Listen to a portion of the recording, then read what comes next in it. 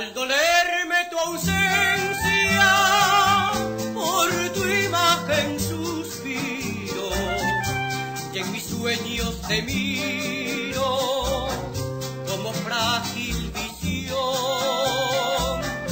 Cuando ves otras bocas, yo pronuncio tu nombre, y en silencio maldigo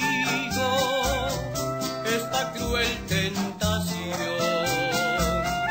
Yo no tengo la culpa de llevarte muy dentro, de que mi pensamiento no se aparte de ti.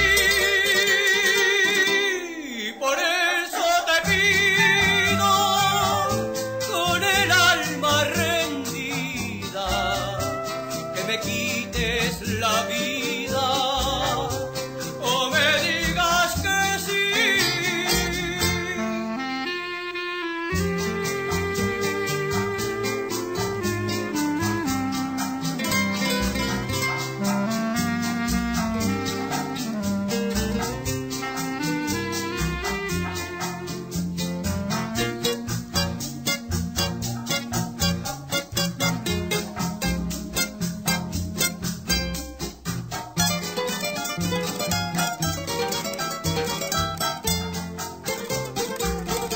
Yo no tengo la culpa de llevarte muy dentro, de que mi pensamiento no se aparte de ti.